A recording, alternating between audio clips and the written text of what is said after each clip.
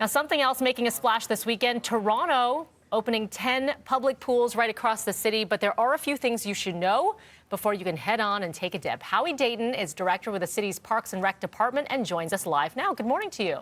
Good morning, Melanie. How are you? Doing well, Howie. And I know a lot of parents are listening very closely on how they can do this, because you want to beat the heat, of course, and now we can do it in a safe way. So let's break down what we need to know when it comes to reservations, because that's key. Okay, so all you need to do is really easy. Go to toronto.ca/swim, and we have the list of 10 pools that are open right now, and another 49 are going to open on the 19th. You can create your own account online. You can add your own family members online, look up all the pools, the times we have available, book your slots, and then you're ready to go. We have all of the instructions in terms of health requirements. And all we're asking is that you get there 10 minutes before your swim time starts. We'll hold your time up until 5 minutes after the swim time starts, and everybody's getting about a 45-minute swim time, and then we sort of rotate to our next group of swimmers. And that's fairly significant. I want to go to the swimming in just a bit, but going backward when it comes to reservations, is it going to be sort of like the skating where you have to do it well in advance, book that well in advance, and kind of sit at your computer and get on there? Or are you going to open up slots daily? What does that look like?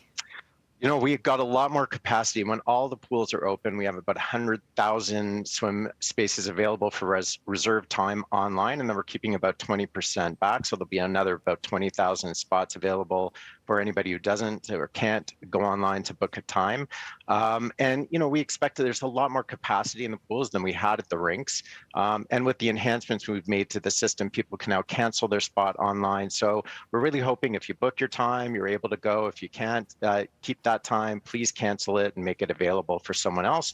But we're always keeping some spaces back for people who just don't want to do it online and can drop in for a swim.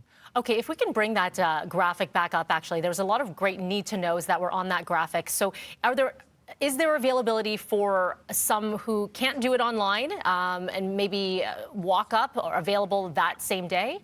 Yeah, so we have about 20% of all of our spaces are available for drop-in users who don't want to book online. And our first day, we did about 20,000 out of the 43,000 spaces that were available. So we put out 7 days worth of swim spots per week. So it's every Thursday morning. They refresh for the next 7 days, which is different than the skating, which was done daily. Yes. And so, yeah, so right now we still have about 46% of our online spaces available for the 10 pools that are opening tomorrow. So that's, you know, another 20,000 spaces sitting there for people to reserve. Plus, we have the drop-in spaces available. So a lot more capacity and a lot more opportunity and a much easier online user experience than we had in the winter. We've made a number of enhancements for people. Excellent, Howie. Finally, for you, for those who are still maybe a bit hesitant, they're not sure about the safety protocol. We saw in that graphic there, you do have to wear a mask when you're in line. You can remove it when you're in the pool, of course. In between the sessions, is there cleaning? What does that look like?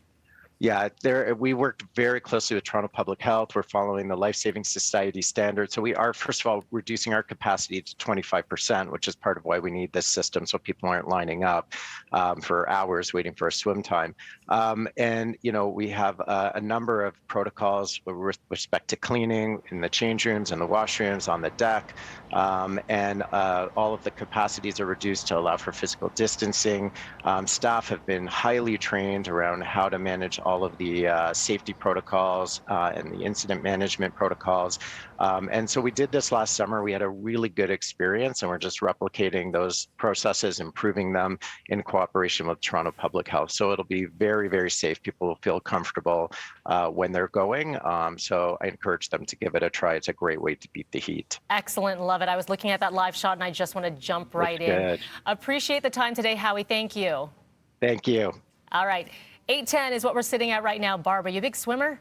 I love swimming. My goal is to have a house that has a pool. Yes. I have to have that. Or a friend who has a house that has a pool. I do have a friend. I haven't been invited yet because we are being safe, but I better be invited as soon as we're allowed to visit each other. Yes, please.